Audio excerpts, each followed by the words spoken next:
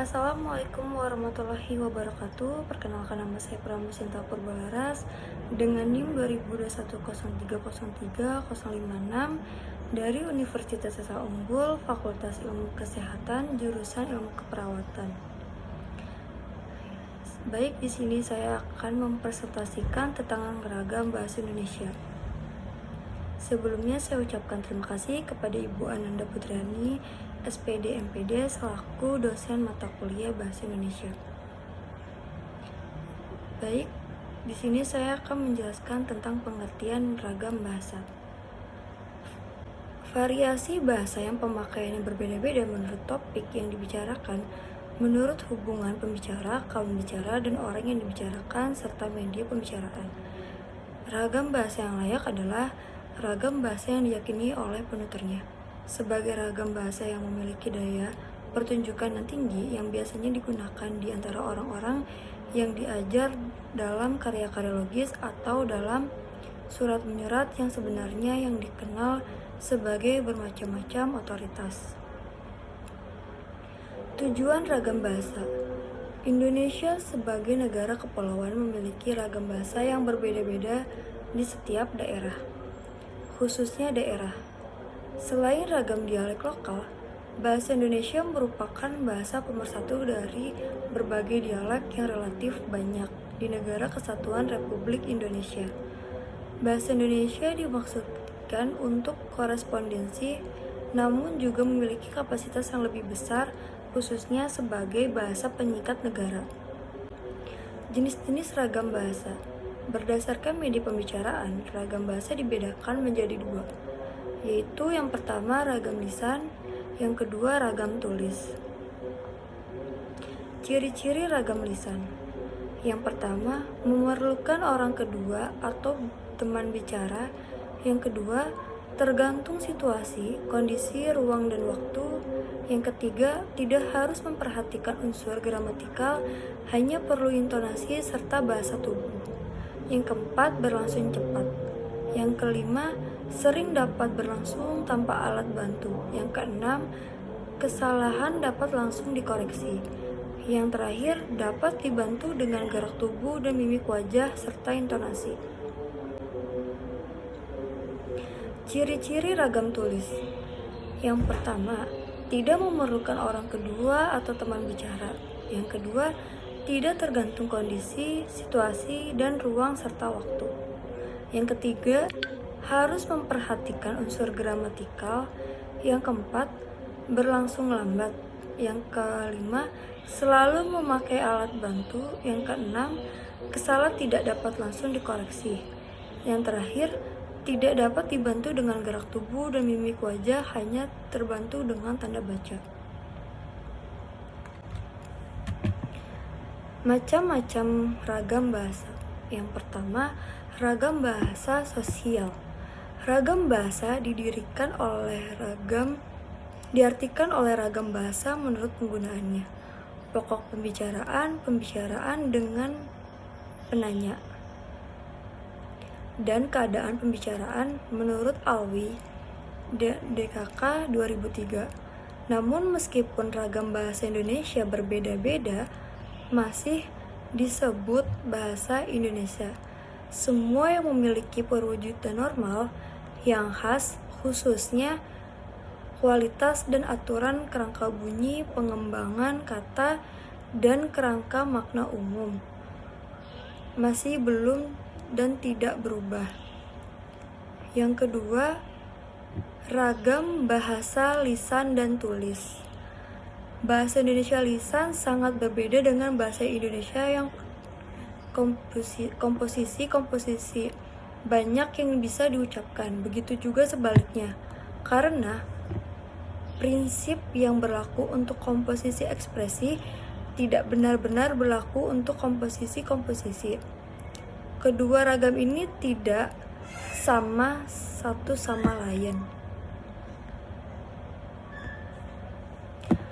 Yang ketiga, ragam dialek. Ragam dialek adalah variasi bahasa pada kelompok masyarakat yang berada pada suatu tempat, wilayah, atau daerah tertentu. Luasnya pemakaian bahasa dapat menimbulkan perbedaan pemakaian bahasa. Yang keempat, ragam terpelajar. Bahasa Indonesia yang digunakan oleh kelompok penutur yang berpendidikan berbeda-beda dengan yang tidak berpendidikan, terutama dalam pelafalan kata yang berasal dari bahasa asing, misalnya fitnah, kompleks, vitamin, video, film, fakultas. Yang kelima, ragam politik. Bahasa politik berisi kebijakan yang dibuat oleh penguasa dalam rangka menata dan mengatur kehidupan masyarakat. Yang keenam, ragam hukum. Ragam bahasa hukum adalah bahasa Indonesia yang corak penggunaan bahasanya khas dalam dunia hukum, mengingat fungsinya mempunyai karakteristik tersendiri. Oleh karena itu, bahasa hukum Indonesia haruslah memenuhi syarat-syarat dan kaidah bahasa Indonesia. Yang ketujuh, ragam jurnalistik. Bahasa jurnalistik adalah ragam bahasa yang dipergunakan oleh dunia persurat kabaran, dunia pers media masa cetak. Dalam perkembangan lebih lanjut, bahasa jurnalistik adalah bahasa yang dipergunakan oleh seluruh media massa, audio, audiovisual, dan multimedia. Yang terakhir, ragam sastra. Ragam bahasa sastra memiliki sifat atau karakter subjektif, lentur, konotatif, kreatif, dan inovatif. Penyebab terjadinya ragam bahasa dibagi menjadi 3, yaitu faktor budaya, faktor sejarah, faktor demografi. Perbedaan demografi.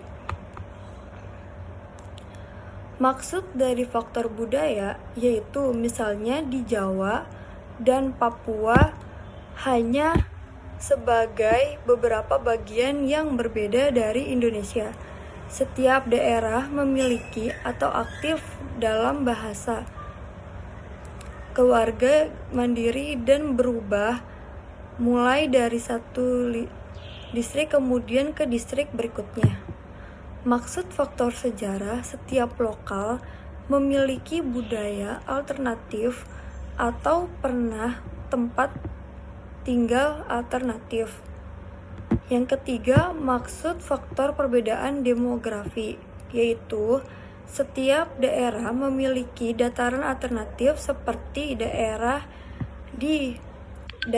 depan pantai pegunungan yang umumnya akan lebih sering memilih bahasa yang pendek dan jelas dengan infleksi volume yang sangat besar dan tinggi.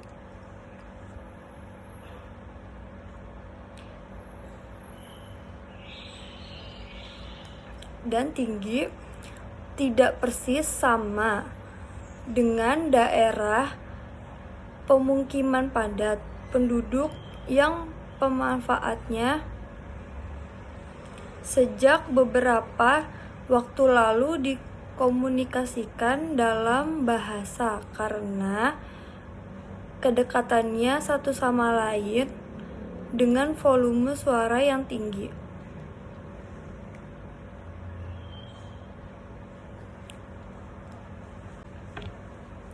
Kesimpulannya, ragam bahasa adalah variasi bahasa menurut pemakaian yang berbeda-beda. Menurut topik, ragam bahasa ini timbul karena latar belakang budaya, sejarah, ataupun letak geografis.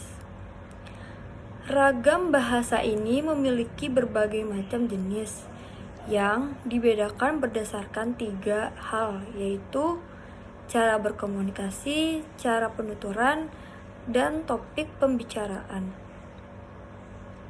Keanekaragaman penggunaan bahasa Indonesia itulah yang dinamakan ragam bahasa Indonesia. Baik, sekian presentasi dari saya. Saya ucapkan terima kasih. Wassalamualaikum warahmatullahi wabarakatuh.